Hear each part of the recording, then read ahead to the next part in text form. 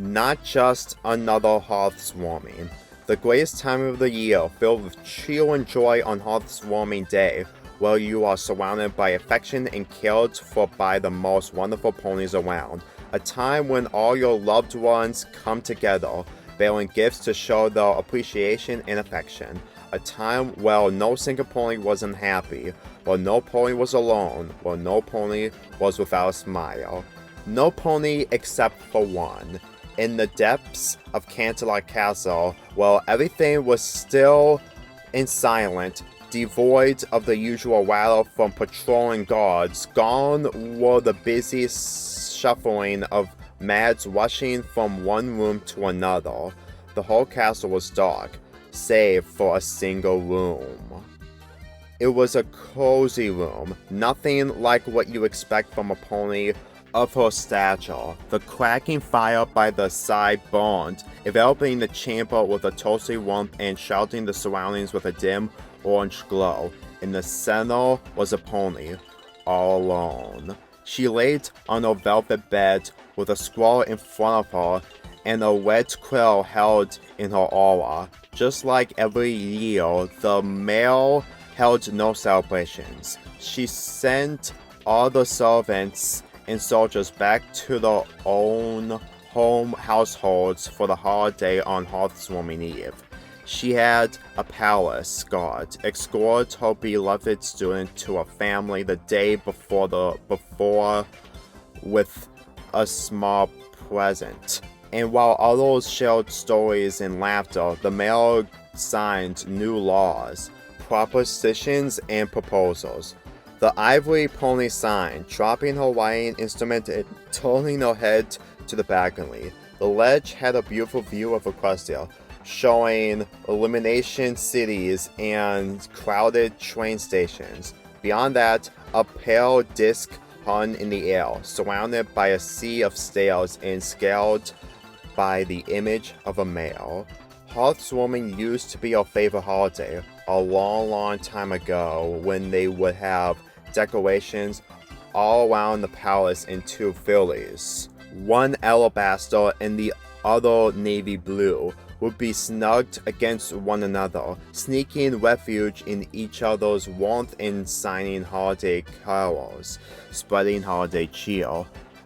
Alas, memories were just that, memories. She knew this year would pass just like the last, the one before that, and the next. Alone, with no pony to shield with her wane, no pony to tell her how much she means to them, no pony to talk to, all alone. Oh, Luna, how I wish you were here. The pony was drawn out of her melancholy by a hurried clap of hoof steps, increasing in volume with every passing moment. Who could be here? She had sent all walkers, inhabitants, and visitors away. She had made sure that every pony had a place to stay, a place where they could invite friends and family, a place to call their own. So who was in the castle? A whopper? An intruder? Her relaxed appellation stiffened, locking to the sides of her elegant body. She rewind her horn for defense and picking her eyes as the pony neared her chambers. The steps becoming quicker until they stopped. Right in front of the arch, towering doors, her sun cutie mark emblazoned into the handles. The white Alcorn heard a soft, nervous knock on the heavy marble, accompanied by shuffling and a shy voice cutting through the tense silence. Princess Celestia?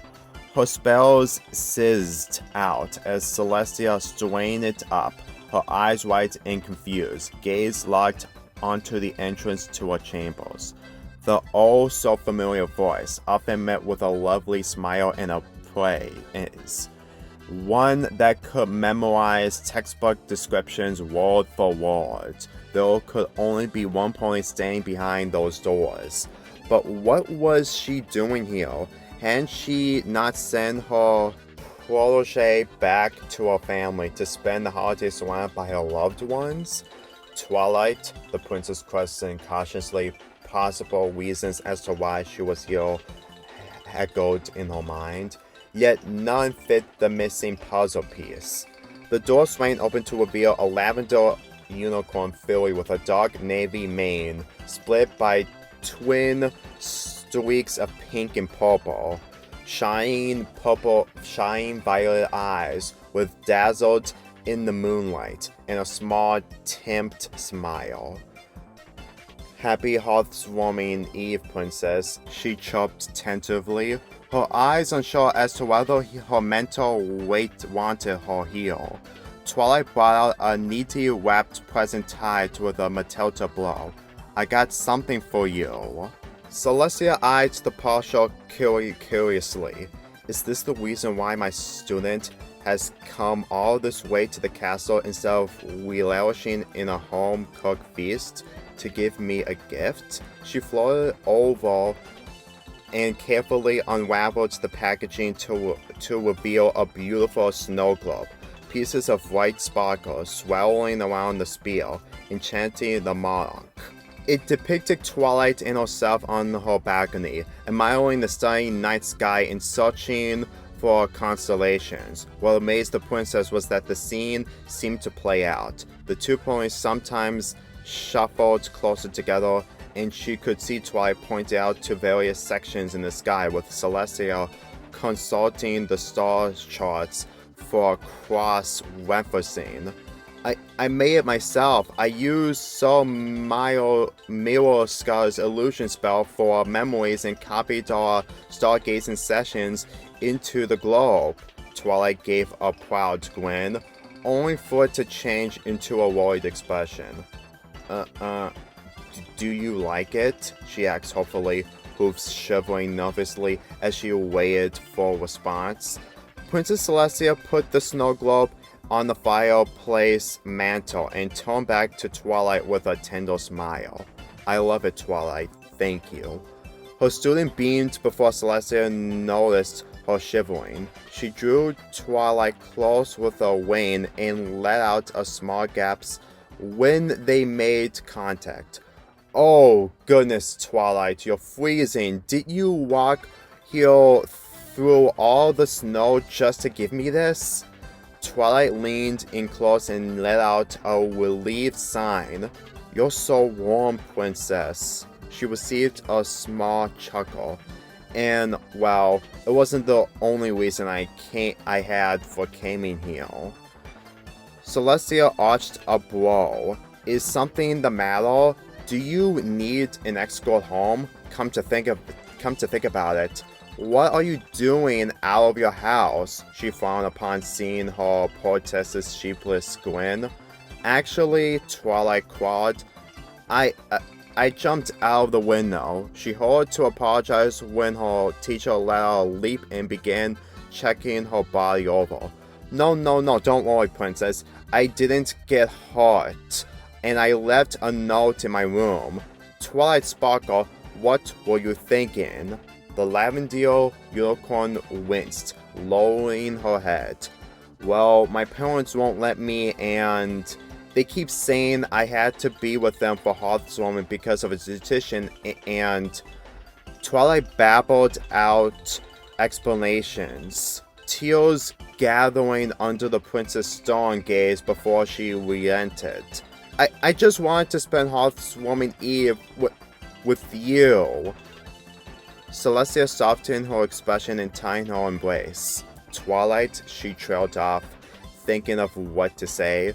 "She wants to spend the holiday with me." The monarch thought of all her other students, ambassadors, dukes, and duchesses. Starwood insisted on sending Hearthwarming studying. Even Sunset Shimmer went out to party the night away, and she didn't even have any blood relatives.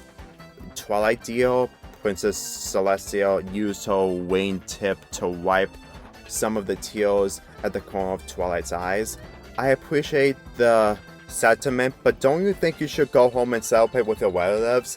That's what this day is all about, is it not? I recall you said the other day your aunts and uncles were visiting. Today is a holiday you should spend with family."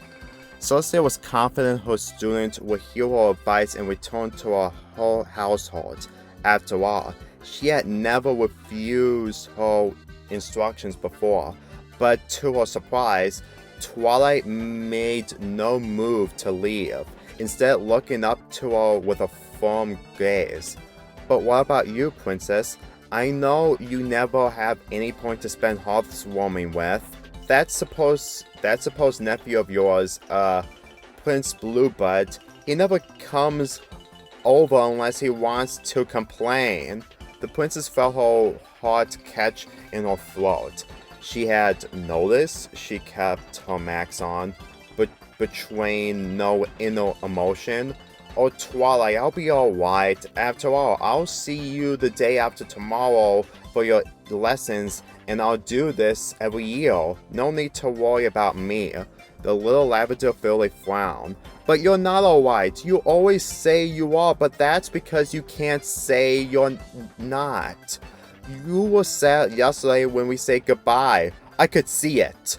Princess Celestia wanted to cry. She knows, no matter what I do to cover it up, she knows. Over a millennium in peace treaties, negotiations and means only for my feelings to be laid out on the table for a smart fairy to see. I wonder if my heart just weakens around her, or if she's just that perspective.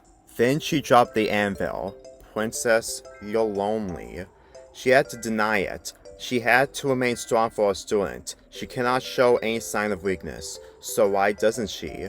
Celestia reached under her wing and brought the small fairy to her chest with a foreleg, allowing her to nuzzle into her soft fur so that she wouldn't see her mentor's eyes glowing misty. You're the only pony in Equestria who doesn't have some pony, because nobles will call you a bad princess if you can't do things yourself. I know you like to avoid garden parties because you don't like how they get all serious when you go. I know you go back to your room and cry every summer sun celebration for some reason, and I also know you almost never smile.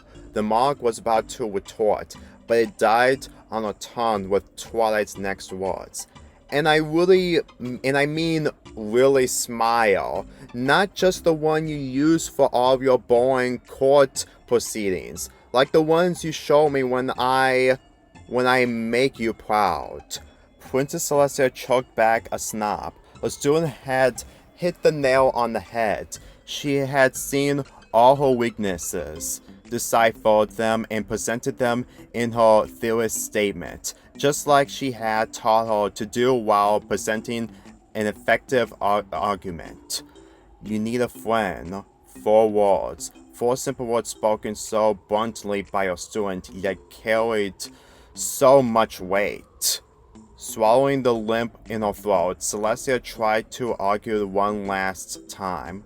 Twilight, can I be your friend? Twilight asked in a small voice, vastly contracting the reduced tone she had used but a moment ago. Celestia quickly shut her eyes, taking a moment to compose herself and hold back the tears. Twilight, my dear, of course you could be my friend, but... The lavender fairy wiggled until she was lying on her back, her head poking out of her mentor's right. Alabaster waned and head tilted to the right, attention focused on the acorn she cared for the most. Well, she started matter-of-factly, friends don't leave their friends alone. Friends make each other happy when they're sad, and Hearthwarming is all about celebrating with family and friends. Princess Celestia looked unsure. Twilight would be missed, and she didn't want her students' parents to worry. I don't know, Twilight. Twilight just waved a hoof dismissively. I explained everything in my letter. Her face lit up and she giggled. We have lots to do. We could read Hearthwarming stories and sing carols. Oh, we can decorate your room. She babbled on about all the exciting things they could do together, and the smile that adorned Celestia's face was perhaps her most genuine one of the year. For hours on end, the resounding silence was swept away with laughter and giggles, tales and songs. The chatter bounced off walls in an empty palace, and for the first time in the millennium, Celestia felt truly happy. The princess gently stroked Twilight's mane, partially the strands of silky navy hair, as her student unconsciously nuzzled against her barrel under the mentor's wing, serving as a blanket. Celestia let her pent up tears flow, but instead of sorrow, they swang of joy. She had some pony who really cared. Twilight had respected her thoughts, choosing not to divine into her past and instead waiting for a teacher to reveal her secrets at her own pace. She had seen past the princess's facade and pushed her max away, finding her way to the real Celestia with no titles, no reservations. She had found a friend in an old man leering for compassion in answer to her call. She had known Twilight was special from the very moment she had met her, but while she seen her capacity for magic forsooth, she never experienced the capacity of this little filly's heart. With such a combination, she knew this was a pony destined for greatness. Princess Celestia bent down, planting a small kiss onto her student, no, her friend's forehead, and she cured her body around Twilight, seeking refuge in each other's warmth. As she drifted off to sleep, dreaming about her carols and decorations, one lone thought echoed through her mind. This was not just another Hearthswarming.